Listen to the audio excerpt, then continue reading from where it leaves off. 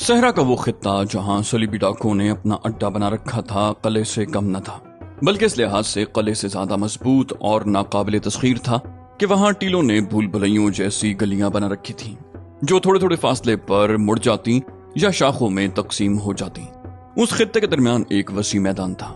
उसके इर्द गिर्द टीलों में सलीबियों ने ऊंचे और लंबे चौड़े कमरे खोद रखे थे। ऊंटों और घोड़ों के रहने की जगह अलग थी। हसामुद्दीन का बर्री फौज का दस्ता पूरी खामोशी से आधी रात से पहले उस खित्ते के करीब पहुंच चुका था। सलीबियों ने पकड़े जाने का खतरा गालिबन कभी भी नहीं महसूस किया था, वरना वो इधर उधर पहरे का इंतजाम करते। हसामुद्दीन ने घोड़ों को पीछे रखा ताकि उनके हिनहिनाने की आवाज दुश्मन तक न पहुंचे। दस्ते का कमांडर 4 सिपाहियों को साथ लेकर टीलों की एक गली में चला गया। घूमता मुड़ता बहुत आगे गया तो उसे घोड़ों की हल्की हल्की आवाजें सुनाई देने लगी। वो घोड़ों की उन रात की आवाजों से वाकिफ था। एक जगह वो एक बुलंद टीले पर चढ़ गया। वो शबखून का माहिर था और उसे छुपे हुए हदफ पर पहुंचने का तजुर्बा था। वो टीले के ऊपर गया। ऊपर चौड़ाई थी, वहां से उतरना पड़ा। फिर एक बुलंदी पर चढ़ा। उसे आदमियों की आवाजें सुनाई देने लगी जो हुल्लड़बाजी की तरह थी। वहां से भी उसे उतरना पड़ा। वो एक गली में जा रहा था कि करीब ही उसे किसी के बोलने की आवाज सुनाई दी। उसने अपने सिपाहियों को इशारा किया और सब अपने हथियार तान कर टीले के साथ हो गए। आगे मोड़ था। 2 आदमी बातें करते मोड़ मुड़े। वो शराब पिए हुए थे जो उनके लहजे से जाहिर था। सिपाहियों से 2-4 कदम आगे गए तो पीछे से सिपाहियों ने तलवारें उनके पहलुओं से लगा दी। कमांडर ने उनकी जबान में, जो फलस्तीनी, अरबी और इब्रानी की आमेजिश थी, कहा कि आवाज निकाली तो मारे जाओगे। उन्हें वहां से दूर ले गए। उन्होंने जान के खौफ से बता दिया कि उनके साथी कहाँ हैं और उन तक कौन सा रास्ता जाता है। मुसलमान कमांडर उनमें से एक को अपने साथ बुलंदी पर ले गया जहां से वो मैदान नजर आता था, जहां उसके साथी जश्न मना रहे थे। कमांडर ने ऊपर से देखा और वो हैरान रह गया। इस बेरहम सहरा में जो जहन्नम से कम न था, इन सलीबियों ने जन्नत का मंजर बना रखा था। जहां मुसाफिर प्यास से मर जाते थे, वहां ये लोग शराब पी रहे थे। इनमें से कुछ इधर उधर बेसुध पड़े थे, बाज टोलियों में बैठे गा रहे थे या हुल्लड़बाजी में मसरूफ थे। एक जगह एक लड़की नाच रही थी। मशलें इस तरह जल रही थीं कि उनके डंडे उमूदी टीलों में गाड़े हुए थे। सलीबी कैदी ने कमांडर को बताया, बहुत से अंदर हैं, वो शराब से बेहोश पड़े होंगे। ऐसा जश्न सिर्फ उस वक्त मनाया जाता है जब कोई बहुत बड़ा काफिला लूटा जाता है। 3-4 रातें जश्न मनाया जाता है। कमांडर ने पूछा, तादाद कितनी है? उसने बताया 600 के करीब होगी। कमांडर एक नाइट है, वो इस वक्त लड़कियों के दरमियान बदमस्त पड़ा है। कमांडर ने बुलंदी से मैदान का जायजा लिया। उसे मशलों की रोशनी में जो कुछ नजर आ रहा था वो उसने देख लिया। जो नजर नहीं आता था वो उसे सलीबी कैदी ने बता दिया। वो ऐसे रास्ते मालूम कर रहा था जिनकी नाकाबंदी की जा सके। उसने अपने कैदी को साथ लिया और वहां से उतर आया। दूसरे कैदी और अपने सिपाहियों को भी साथ लेकर वो हसामुद्दीन के पास गया और उसे बताया कि किस किस्म की कार्रवाई करनी है। मैदान में मशलों की रोशनी में हुल्लड़बाजी करने वाले सलीबियों की तादाद कम हो गई थी। अब इनमें से चंद एक ही जाग रहे थे। हसामुद्दीन ने कहा कि ज्यादा से ज्यादा डाकुओं को जिंदा बाहर लाना। कमांडर ने उस पर एतराज किया और कहा, मैं इनसे इंतकाम लेना चाहता हूँ। मैं इनकी लाशें यहीं गलने सड़ने के लिए और सहराई लोमड़ियों के लिए पड़ी रहने दूंगा। आप इन्हें जिंदा कैदी बनाकर इनके हुक्मरान के साथ कोई सौदा करना चाहते हैं? हसामुद्दीन ने कहा, नहीं, मुझे भी इंतकाम लेना है। मुझे अपने उन मुसलमान कैदियों के खून का इंतकाम लेना है जिन्हें सलीब के एक जंगजू बादशाह अरनात ने इकराह ले जाकर कत्ल किया था। जंगी कैदियों को कत्ल नहीं किया जाता, मगर अरनात ने हमारे तमाम कैदियों को पहले भूखा रखा, उनसे मुशक्कत करवाई, फिर उन्हें कतार में खड़ा करके कत्ल किया। इस वाक़े को 7 साल गुजर गए हैं। मैं इसे सारी उम्र भूल नहीं सकता। आज इंतकाम का मौका मिला है। मैं ये नहीं सुनना चाहता कि ये सलीबी डाकू हमारे साथ लड़ते हुए मारे गए। इन्हें जिंदा लाओ, लेकिन मैं इन्हें जिंदा नहीं रहने दूंगा। मैं इन्हें उसी तरह कत्ल कर दूंगा जिस तरह सलीबियों ने हमारे कैदी कत्ल किए थे। हसामुद्दीन के सिपाही 3 रास्तों से मैदान में दाखिल हुए। उन्होंने जलती हुई मशलों से अपनी मशलें जला लीं। जो सलीबी जाग रहे थे उन्होंने नशे की हालत में गालियां दी। वो लड़ने की हालत में नहीं थे। हमलावर सिपाहियों ने उन्हें जिंदा पकड़ने की बजाय तलवारों से खत्म कर दिया। जो सोए हुए थे वो शोरो गुल से जाग उठे। पेशतर इसके कि वो समझ पाते कि क्या हो रहा है, वो बर्छियों की अन्नियों पर धर लिए गए। उन्हें हथियार उठाने की मोहलत न मिली। गारनुमा कमरों में से चंद एक बर्छियां और तलवारें लेकर निकले, लेकिन कुछ मारे गए। बाकी हथियार फेंक कर अलग खड़े हो गए। उनका नाइट इस हालत में मदहोश पड़ा था कि उसके जिस्म पर कोई कपड़ा न था। वो गालियां बकने लगा।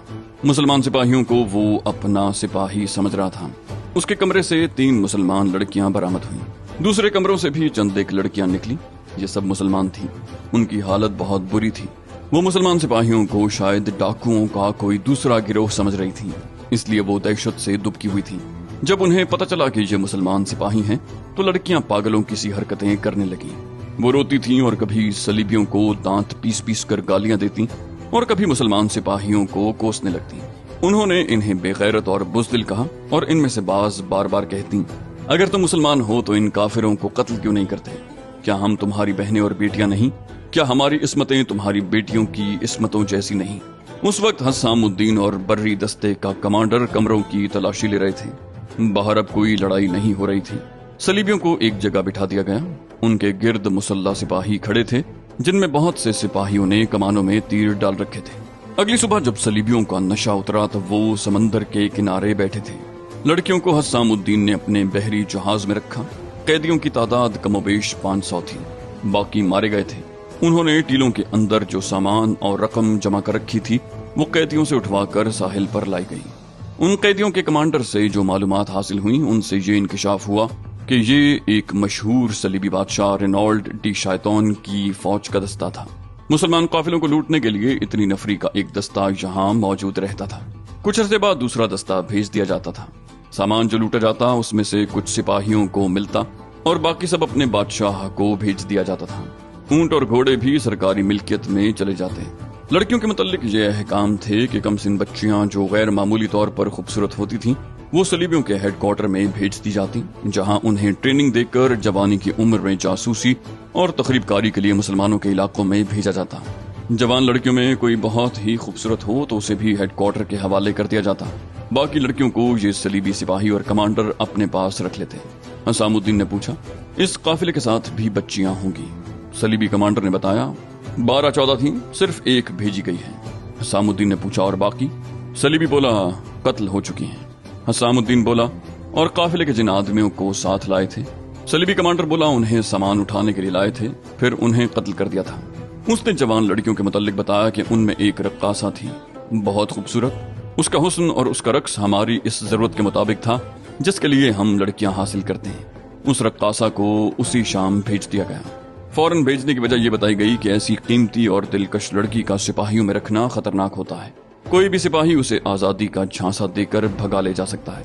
हसामुद्दीन ने कमांडर से कहा, उन्होंने इस काफिले को कत्ल किया है जो हज को जा रहा था। काफिला हिजाज तक न पहुंच सका। उन बदनसीबों की बजाय मैं उनके कातिलों को हिजाज भेजूंगा और वहां उन्हें कत्ल करवाऊंगा। हसामुद्दीन तमाम कैदियों को उस जगह ले गया जहां उन्होंने काफिले को लूटा और कत्लेआम किया था। वहां लोमड़ियों, भेड़ियों और गीदड़ों की खाई हुई लाशें बिखरी हुई थीं। हसामुद्दीन ने कैदियों से कब्रें खुदवाईं, उन सब की नमाज जनाजा पढ़ाई और सबको दफन कर दिया। उसने काहिरा से हुक्म लिए बगैर उन तमाम कैदियों को एक ही बहरी जहाज में ठूंसा और जद्दा की तरफ ले गया। वहां उन्हें उतारा और इस पैगाम के साथ हिजाज रवाना कर दिया कि इन्हें मिना के मैदान में कत्ल कर दिया जाए। पैगाम में उसने तफसील से लिखा कि उनका जुर्म क्या है। यूरोपी मौर्रिखों ने सलीबी सिपाहियों और उनके कमांडरों के कत्ल को बहुत उछाला और गलत रंग में पेश किया। इन्हें उन्होंने जंगी कैदी कहा है, लेकिन ये नहीं बताया कि वो कौन सी जंग के कैदी थे। वो किसी कले में नहीं थे। मुसलमान मौर्रिखों ने असल वाकया लिखा है। उनकी तहरीरों से ये साबित होता है कि ये अमीरुल बहर हसामुद्दीन लौलौ का फैसला था, जिससे सुल्तान अय्यूबी बिल्कुल बेखबर था। उस सलीबी डाकू दस्ते के कमांडर ने जिस रक्कासा के मुतालिक बताया था, उसे उसी शाम यहाँ से भेज दिया गया था। वो रादी थी। उसके कहने के मुताबिक उसे इतनी जल्दी इसलिए भेज दिया गया था कि घोड़े के नीचे आकर उसकी हालत अच्छी नहीं थी। कमांडर ने इस डर से उसे भेज दिया कि उस पर यह इल्जाम आयद न हो सके कि इस रक्कासा को उसके तशद्दुद ने इस हाल तक पहुंचा दिया है। ये कमांडर जिस वक्त हसामुद्दीन को अपना पैगाम दे रहा था, उस वक्त रक्कासा रादी 4 सलीबी सिपाहियों के साथ वहां से बहुत दूर पहुंच चुकी थी। वो घोड़े पर सवार थी। उसकी हालत बहुत बेहतर हो गई थी। रास्ते में उसने सिपाहियों से बारहा कहा कि वो उसे काहिरा ले चलें, जहां वो उन्हें बेशुमार रकम देगी, मगर सिपाही न माने। आखिर एक सिपाही ने उसे कहा, तुम देख रही हो कि हम तुम्हें शहजादियों की तरह ले जा रहे हैं। तुम इतनी ज्यादा खूबसूरत हो और तुम्हारे जिस्म में ऐसा जादू है कि जिसे इशारा कर दो वो तुम्हारे कदमों में जान दे देगा। لیکن ہم تمہارے جسم سے 4 قدم دور رہتے ہیں۔ وجہ یہ ہے کہ تم ہمارے پاس امانت ہو، اور یہ امانت ہمارے بادشاہ کی ہے جو صلیب کا بادشاہ ہے۔ اگر تمہارا کہا مان لیں یا تمہیں اپنی ملکیت سمجھ لیں تو ہمیں نہ بادشاہ بخشے گا نہ صلیب۔ رادی نے پوچھا ہماری منزل کہاں ہے؟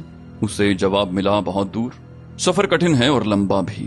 ایک خطرہ یہ بھی ہے کہ ہمیں اس علاقے میں سے بھی گزرنا پڑے گا جو مسلمانوں کے قبضے میں ہے۔ رادی کو یہ 4 صلیبی واقعی شہزادیوں کی طرح لے جا رہے تھے۔ ایک صلیبی نے پوچھا تم کسی بڑے حاکم کی بیٹی معلوم ہوتی ہو یا کسی دولت مند تاجر کی بیٹی؟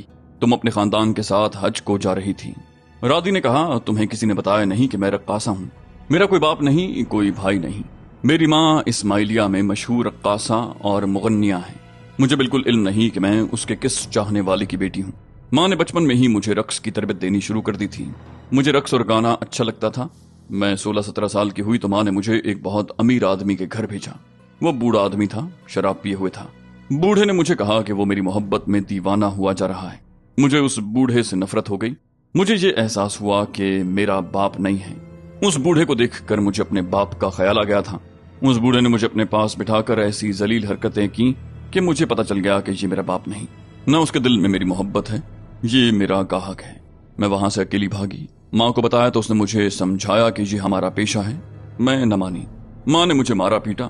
میں نے کہا کہ میں ناچوں گی، گاؤں گی، لیکن کسی کے گھر نہیں جاؤں گی۔ ماں نے میری شرط مان لی۔ جن کے پاس دولت تھی وہ ہمارے گھر آنے لگے۔ میں چونکہ کسی کے گھر نہیں جاتی تھی اس لیے میری قیمت چڑھ گئی۔ 3 سال گزر گئے اور اس دوران میرے دل میں یہ آرزو پیدا ہوئی کہ کوئی میرے حسن اور میرے رقص کی بجائے میرے ساتھ محبت کرے جس میں عیاشی اور بدماشی کا دخل نہ ہو۔ آخرکار مجھے ایک آدمی مل گیا۔ وہ 2 بار میرے ہاں آیا تھا۔ وہ مجھے اچھا لگا۔ مجھ سے 7-8 سال بڑا تھا۔ میری اور اس کی ملاقاتیں باہر ہونے لگی۔ میں بگی میں سیر کرنے کے بہانے چلی جاتی اور وہ وہاں موجود ہوتا۔ وہ تو شہزادہ تھا، شراب پیتا تھا۔ میں نے ایک شام اسے کہا کہ شراب چھوڑ دو۔ اس نے قسم کھا کر کہا کہ وہ آئندہ شراب نہیں پیے گا۔ اس نے وعدہ پورا کر دکھایا۔ ایک روز اس نے مجھے کہا کہ ناچنا چھوڑ دو۔ میں نے قسم کھا کر کہا کہ میں اس پیشے پر لعنت بھیجوں گی، لیکن جب تک اس گھر میں ہوں یہ ممکن نہیں۔ اس نے کہا کہ میں عیاش باپ کا عیاش بیٹا ہوں۔ میرے باپ کے حرم میں تم سے چھوٹی عمر کی بھی لڑکیاں ہیں۔ میں اس گھر میں رہ کر نیک نہیں بن سکتا۔ میں نے اسے کہا کہ میں ناچنے والی ماں کی ناچنے والی بیٹی ہوں۔ تمہیں اپنے باپ کی عیاشی خراب کر رہی ہے اور مجھے اپنی ماں کا پیشہ خراب کر رہا ہے۔ آؤ کہیں دور چلے چلیں اور میاں بیوی کی طرح پاک زندگی بسر کریں۔ وہ مان گیا۔ وہ مسلمان تھا، میرا کوئی مذہب نہیں تھا۔ مجھے یہ بھی معلوم نہیں تھا کہ میرا باپ مسلمان تھا، عیسائی یا یہودی۔ میں نے اسے کہا کہ مجھے مسلمان سمجھو اور بتاؤ کہ مذہب کیا ہے۔ مجھے محبت دو، پاک زندگی دو۔ اس نے بہت سوچا اور بولا کہ پاک ہونا ہے تو حجاز چلو۔ میں نے حجاز کی بہت باتیں سنی تھی۔ مجھے ایسے گانے بہت پسند تھے جن میں حجاز اور حجاز کے قافلوں کا ذکر ہوتا۔ میں ایک گانا اکیلے ہی گنگنایا کرتی تھی، چلے قافلے حجاز کے۔ اس نے حجاز کا نام لے کر میری آرزو کو شعلہ بنا دیا۔ میں نے اسے کہا کہ میں تیار ہوں، ہمت کرو، میری آرزو پوری کر دو۔ اس نے پوچھا تم جانتی ہو میں تمہیں حجاز کیوں لے جا رہا ہوں؟ میں نے کہا کہ وہ بہت خوبصورت سرزمین ہے۔ اس نے کہا کہ صرف خوبصورت نہیں ہے، وہ پاک سرزمین ہے، وہ خانہ کعبہ ہے، وہاں آب زمزم ہے اور وہاں جو جاتا ہے اس کی روح پاک ہو جاتی ہے۔ اس نے یہ بھی کہا کہ وہاں ہم حج کعبہ کریں گے اور پاک ہو کر شادی کریں گے، پھر وہیں رہیں گے۔ میں اس وقت کو بھول نہیں سکتی جب وہ میرے ساتھ یہ باتیں بچوں کی طرح کر رہا تھا اور میں جیسے اس کی آنکھوں میں اتر کر اس کی روح میں سما گئی تھی۔ میری ذات فنا ہو گئی تھی، میرا وجود اس کے وجود میں تحلیل ہو گیا تھا اور میں نے اسے کہا تھا کہ کل چلنا ہے تو ابھی چلو۔ اس نے کہا کہ قافلے جاتے رہتے ہیں، میں معلوم کر لوں گا۔ پھر ایک شام اس نے کہا کہ آج رات یہیں آ جانا، قافلہ روانہ ہو گیا ہے، ہم اس سے جا ملیں گے۔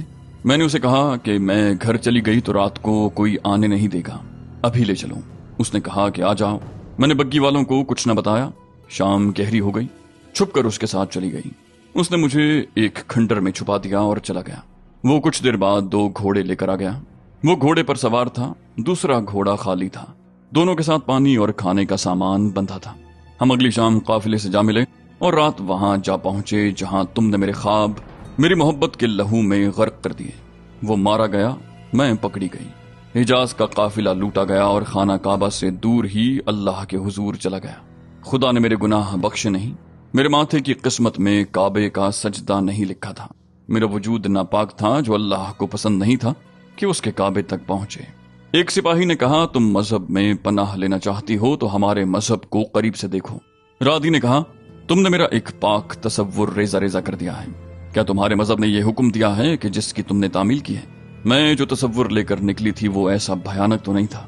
سپاہی نے کہا یہ ہمارا مذہب نہیں، یہ ان انسانوں کا حکم تھا جن کے ہم ملازم ہیں۔ رادی نے کہا تم سے تو میں اچھی ہوں جس کے قدموں میں شہزادے زر و جواہرات کے ساتھ اپنا سر بھی رکھتے ہیں، مگر میں صحراؤں کی خاک چھاننے نکل آئی۔ حکم وہ مانو جو اپنی روح سے نکلے۔ میں اس کے مذہب کی مرید ہوں جس نے مجھے پاک محبت دی اور پاکیزہ تصور دیا، اس سے میں سمجھی کہ اس کا مذہب بھی پاک ہوگا۔ وہ مجھے میرے تصوروں کی سرزمین حجاز کی طرف لے جا رہا تھا۔ تم مجھے کہاں لے جا رہے ہو؟ سپاہی نے کہا ہم انسانوں کے حکم کے پابند ہیں۔ رادی نے کہا میں خدا کے حکم کی پابند ہوں۔ ایک اور سپاہی بولا خدا نے تمہیں دھتکار دیا، تم اس وقت ہماری پابند ہو۔ ہم جہاں تمہیں لے جا رہے ہیں وہاں سوچنا کہ خدا کو راضی کیسے کیا جائے، کوئی نیکی کرنا، شاید خدا تمہیں بخش دے۔